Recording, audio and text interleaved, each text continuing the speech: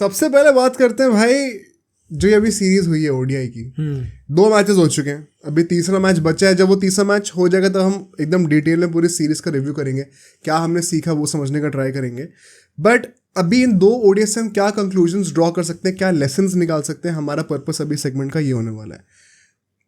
सबसे पहला जो हमें क्वेश्चन टैकल करना है, क्योंकि काफ़ी लोग काफ़ी रिएक्शनरी हो गए हैं सोशल मीडिया पे, इंटरनेट पे, कि यार गौतम गंभीर के under we are losing this series. This is the team जिन्होंने लास्ट टाइम जब ओडीआईज खेले थे, जब मेजॉरिटी ऑफ द लोगों ने देखा था, तब वो वर्ल्ड कप में तोड़ रहे थे सबको। एंड उस हाई से हम एक डाउनफॉल पे आ रहे हैं अंडर गौतम गंभीर, which is border line inevitable. पहला रिएक्शन क्या है स्टेटमेंट को लेके, बता दो। आई थिंक पहले तो सबसे बड़ा डिसअपॉइंटमेंट ये है कि हम लोग सीरीज अब जीत नहीं सकते। ज्यादा से ज्यादा we can only draw this series, जीतना अब नहीं है क्योंकि पहले ड्रॉ हो चुका है, नाउ श्रीलंका जीत चुकी है। As far as this question is concern, I think वही पॉइंट है। पहली सीरीज है ये, 2 मैचेस हुए अभी एंड हम लोग जो कंपेयर कर रहे हैं, हम डायरेक्टली 1 साल पीछे जाके वर्ल्ड कप वाली टीम से कंपेयर कर रहे हैं।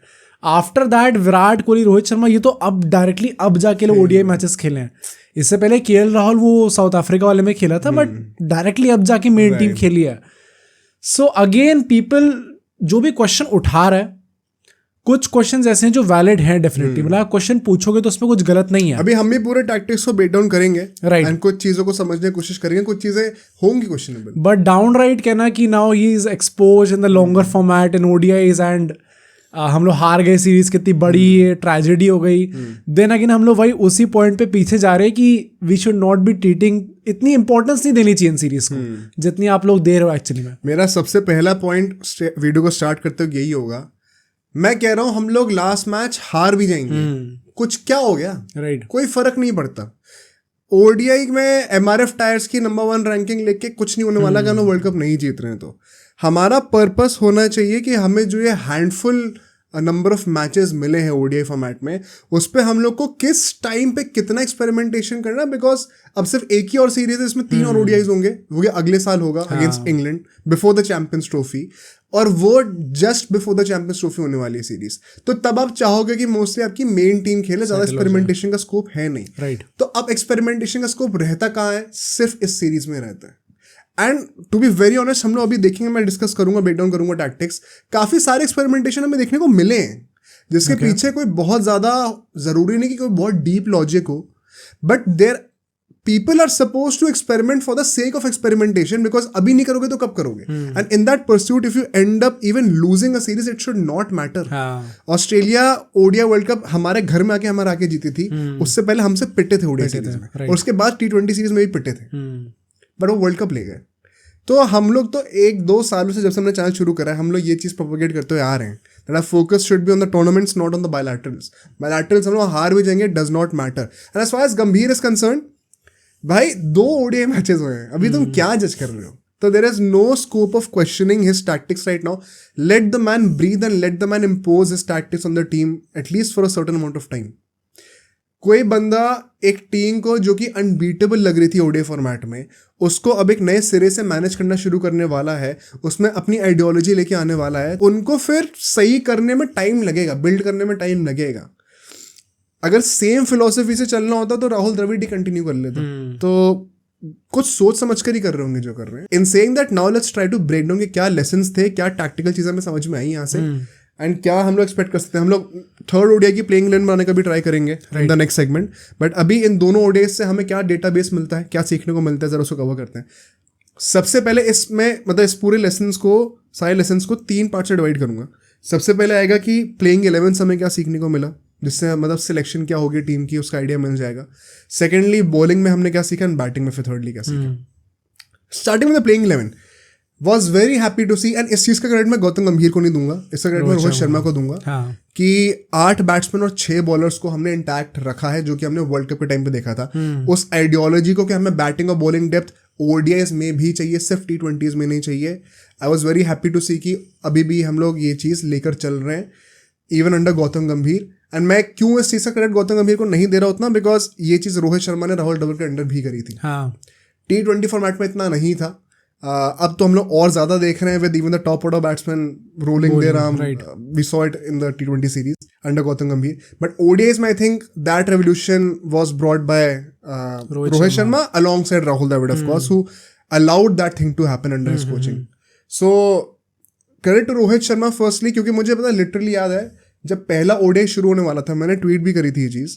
वो प्री मैच शो चल रहा था एक्स्ट्रा इनिंग्स का. मैं नाम नहीं लूंगा कौन से एक्स क्रिकेटर थे, बट उनसे पूछा गया था कि आपके ओपिनियन में क्या प्रेडिक्टेड लाइनअप होनी चाहिए. एंड ही वो बड़ा कन्वीनियंट होता है ना कि हर किसी की PR टीम को खुश करना. तो KL राहुल भी ले लिया, ऋषभ पंत भी ले लिया. सिर्फ 5 बॉलर्स थे और सिर्फ 7 बैट्समैन थे. And I was very happy कि उस टाइम पे आशीष नेहरा एंड आकाश चोपड़ा दोनों स्टूडियो में थे. उन दोनों ने ये चीज़ कही कि आज के टाइम पे आई थिंक अब यहाँ पे सिर्फ 5 बॉलर से आप नहीं खेल सकते हो, एंड एक एक्स्ट्रा बैटर होना बहुत बेनिफिशियल होता है. आई अप्रिशिएट द फैक्ट कि ऐसे एक्स क्रिकेटर्स जो कि इतना इन्फ्लुएंस रखते हैं वो भी इस पॉइंट पे एक्नॉलेज करना शुरू कर रहे हैं, एंड एक पॉजिटिव इन्फ्लुएंस होपफुली ऑडियंस के ऊपर भी लेके आएंगे. So firstly credit to those 2 guys. I think मैं तो एक्सपेक्ट कर रहा था ये चीज़ कि ये चीज़ होगी, क्योंकि मतलब जितने भी लोग पूछेंगे कि क्यों ऐसा आप एक्सपेक्ट कर रहे थे, क्योंकि वर्ल्ड कप में we got to see this कि शमी को बिठा के शार्दुल ठाकुर खिलाया. हाँ, before ultimately Hardik Pandya got injured and we had to play Shami. उससे पहले तक यही चलता आ रहा था, एंड सब लोग क्वेश्चन कर रहे थे लगातार इस चीज को, बट हम डिफेंड कर रहे थे इस चीज को कि इट इज इम्पोर्टेंट. एंड यहाँ पे भी हमें नंबर 8 तक बैटिंग देखने को मिली, तो this should be the norm going into the Champions Trophy as well, and Rohit Sharma and the next World Cup obviously, मतलब गोइंग फॉरवर्ड हर उसमें होना ही चाहिए.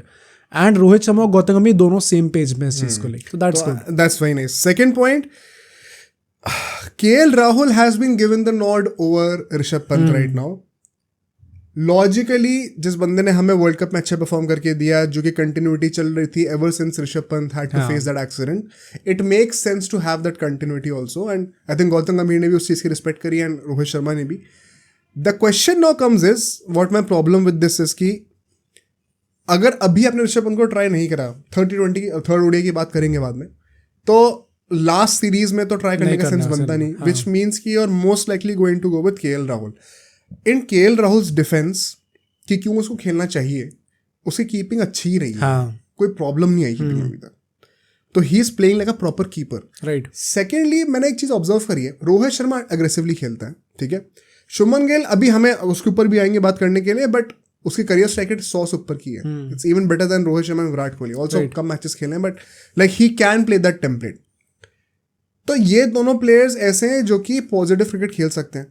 फिर Virat Kohli can be an anchor, then Shreyas Iyer once again comes in at number 4, वो भी aggressive खेलता है. उसके बाद नंबर 6 नंबर 7 वगैरह पे हार्दिक पांड्या, जडेजा अगर वो खेलेंगे, नहीं तो अक्षर पटेल, ये सब लोग भी आएंगे तो अग्रेसिव ही होंगे. तो नंबर 5 पे एक अगर KL राहुल जैसा बैट्समैन आता भी है, जो कि वंस अगेन एक विराट कोहली की कैटेगरी का है, फिर थोड़ा स्लो और ज्यादा स्लो भी है, तो is it really a cause of concern कि मतलब जैसे T20s में क्या था कि KL राहुल क्यों नहीं खेल सकता, या पंत को खिलाना है या सैमसन को खिलाना है, बिकॉज ये लोग ज्यादा अग्रेसिव है, एंड वहाँ पे सेंस भी बनता है फॉर्मेट का. बट यहाँ पे अगर आपके पास ऑल्टरनेट पोजिशंस पे अग्रेसर्स पड़े हुए हैं, तो फिर guys like KL Rahul can be suited in the team. तो मुझे ऐसा कोई प्रॉब्लम है नहीं KL राहुल से, टू बी वेरी ऑनेस्ट. हाँ, अब वो परफॉर्म करेगा कि नहीं वो एक क्वेश्चनेबल चीज है, but in principle, in ideology, I don't think there is a problem of having KL Rahul के टाइप का बैट्समैन एट नंबर 5. मैं तो एक्चुअली पूरे फेवर में हूँ, क्योंकि जब वो ODI पहले ही फर्स्ट टीम अनाउंस होने वाली थी, उससे पहले again some ex cricketers were heavily in favour of Rishabh Pant, surprisingly. I will tell you why Rishabh Pant का होना भी सेंस बनाता है. मतलब मेरा पॉइंट बस ये है कि पहले तो उसका वर्ल्ड कप बहुत अच्छा गया था. Secondly if you look at ODI format, तो 50 ओवर आपको खेलने हैं. वी काइंड ऑफ नो कि रोहित शर्मा चलो max to max I think 20 overs के बाद तो बिल्कुल नहीं टिकने वाला. वो उसके अंदर ही अपना सारा रन बना देगा, जो कि टेम्पलेट है, तो he has to play that way. इसके बाद अगर विराट कोहली होता है, एंड बाई चांस अगर विराट कोहली आउट हो जाता है, जो कि अभी हमने ODI सीरीज में देखा था कि हो गया था, तो नीचे कौन है? And I think Virat Kohli के बाद I trust KL Rahul only, कि वो पूरे वैसे बैट्समैन है जो कि पूरा खेल जाएगा और शायद फिनिश ऑफ कर सकता है गेम को. अभी इसका टैक्टिकल रीजन क्या है, अभी हम लोग आएंगे जब हम बैटिंग को कवर करेंगे, तो क्योंकि इसका एक डाउन साइड भी है, क्योंकि हर कोई परफेक्ट नहीं होता, ऑफ कोर्स सबका एक पॉजिटिव नेगेटिव होता है. My question now comes in कि ऋषभ पंत को क्यों शायद ये लोग कंसिडर करेंगे, because now you will see, अगर KL राहुल खेलने वाला है एंड हार्दिक पांड्या तो ऑफ कोर्स हो गई चैंपियंस ट्रॉफी में, तो आपके टॉप 6 में सारे राइट हैंडेड बैट्समैन है. हाँ, रोहित शर्मा, गिल, विराट कोहली, श्रेयस अय्यर, KL राहुल, हार्दिक पांड्या. ये प्रॉब्लम वर्ल्ड कप के टाइम पे डिस्कस करी थी.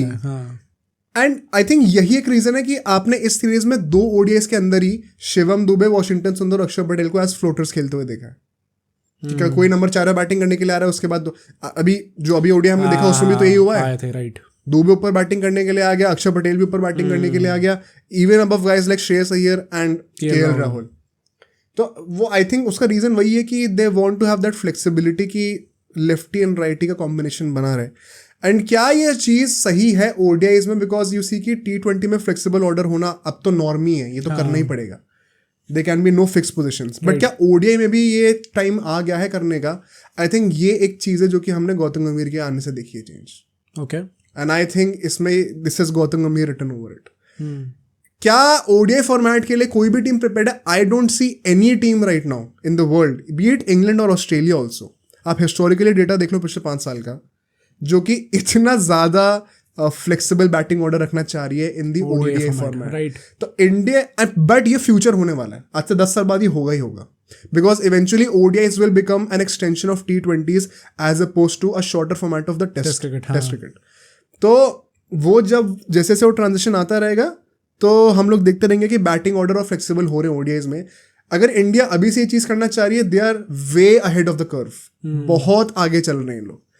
और ये अगर गौतम गंभीर करना चाहता है, I don't have a problem to be very honest. Okay, क्योंकि हम लोग हमेशा इंडिया को बोलते हैं कि आपने 3 अलग अलग कैप्टन या फिर वो 3 अलग अलग टीम्स वाला जो रेवोल्यूशन था आपने वो मिस कर दिया, आप बहुत लेट आए उसके अंदर। अपने T20 फॉर्मेट में no anchors all out approach के ऊपर बहुत लेट आए हो, इंग्लैंड वगैरह कब से कर गए थे।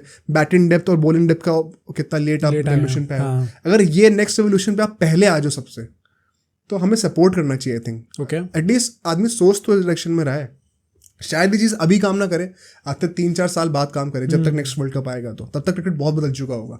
आजकल क्रिकेट का कोई भी चीज़ दुनिया में 2-2 साल में इतनी ज़्यादा चेंज हो रही है, तो यू नेवर नो।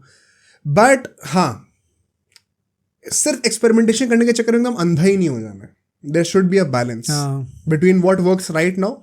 हमेशा एड ऑफ टाइम्स रहने का भी कोई फायदा नहीं। आई थिंक वही है ना कि मतलब जब आपके हर एक साल में एक ICC टूर्नामेंट होता है, तो आपको एक वो स्ट्राइक करना पड़ता है बैलेंस, जिसमें आप फ्यूचरिस्टिक भी सोच रहे हो, इम्प्लीमेंट भी कर रहे हो उस चीज को, एट द सेम टाइम जो प्रेजेंट रिक्वायरमेंट है उसको भी मीट कर रहे हो, राइट? तो वो इंपॉर्टेंट है, बैलेंस स्ट्राइक करना। हाँ, तो वो मैं गौतम गंभीर से एक्सपेक्ट करूंगा। एंड लास्टली देखो, जब चैंपियंस ट्रॉफी आएगी, या फिर आधा जब लास्ट हमने वर्ल्ड कप देखा था, वहीं से डेटाबेस से लेते हैं। हार्दिक पांड्या, जडेजा और शार्दुल ठाकुर 3 ऑलराउंडर्स टीम के अंदर थे, जो मेन टीम थी पहले की। अभी इस टाइम पे इस टीम में शिवम दुबे, वॉशिंगटन सुंदर और अक्षर पटेल, तीनों अलग प्लेयर्स हैं इस वक्त। अब जब चैंपियंस ट्रॉफी आएगी तो आई एम अज्यूमिंग कि हार्दिक पांड्या तो वापस आने वाला है। जडेजा क्या वापस आ सकता है? आई थिंक हमें अभी भी ओपन रहना चाहिए, मैं मना तो नहीं करूंगा, बट अक्षर पटेल जिस तरीके से खेल रहे हैं, हम किस मुंह से मना करें? अक्षर पटेल तो नहीं जाने वाला, राइट? तो जब हार्दिक पांड्या वापस आ चुका है, तो ODI वर्ल्ड कप वाली जो टीम थी उसमें जडेजा और शार्दुल ठाकुर ही वो 2 ऑलराउंडर के स्पॉट से जो रहते हैं। अब उसके लिए लड़ाई कौन कर रहा है? शार्दुल ठाकुर तो अब कंटेंशन में नहीं होने वाला है, जडेजा वापस इन कंटेंशन होगा, वॉशिंगटन सुंदर इन कंटेंशन होने वाला है, और शिवम दुबे इन कंटेंशन होने वाला है। ठीक है, इन 3 पेयर में से 2 प्लेयर सेलेक्ट होंगे। जडेजा वाले रोल में अगर आप जडेजा को दोबारा ले भी लेते हो, तो फिर शार्दुल ठाकुर वाले रोल में नंबर 8 पे अक्षर पटेल को होना ही होना है, विच मीन्स कि वर्ल्ड कप के टाइम पे आपके पास 4 पेसर्स थे और 2 स्पिनर्स थे, अब आपको 3 पेसर 3 स्पिनर के साथ जाने वाले हैं। अगर वैसा सीन आता है कि आपको 4 पेसर ही चाहिए, can we see Shivam Dube playing the role of Shardul Thakur? Although Shivam Dube is a batting all-rounder and Shardul Thakur was a bowling all-rounder, but Shivam Dube at number 8 just to extend the batting lineup and to roll over for 2-3 overs, क्या वो हम देख सकते हैं? एक सोचने वाली बात है। By the time the third ODI ends हम लोग ये चीज़ दोबारा डिस्कस करेंगे डिटेल में नेक्स्ट पॉडकास्ट में। अभी के लिए एक क्वेश्चन है, सब सोच के बताना कमेंट्स में, ठीक है? अब बॉलिंग की परफॉर्मेंस के ऊपर आते हैं, हमने क्या लेसन यहाँ पे सीखे। अब सोचो अगर एक क्लिप इतनी बढ़िया थी तो पूरा का पूरा पॉडकास्ट कितना बढ़िया होगा। तो अगर आपको इसी क्लिप का पूरा पॉडकास्ट देखना है तो यहाँ पे क्लिक करिए, और अगर आपको ऐसे ही और क्लिप्स बिंज वॉच करनी है तो यहाँ पे क्लिक करिए।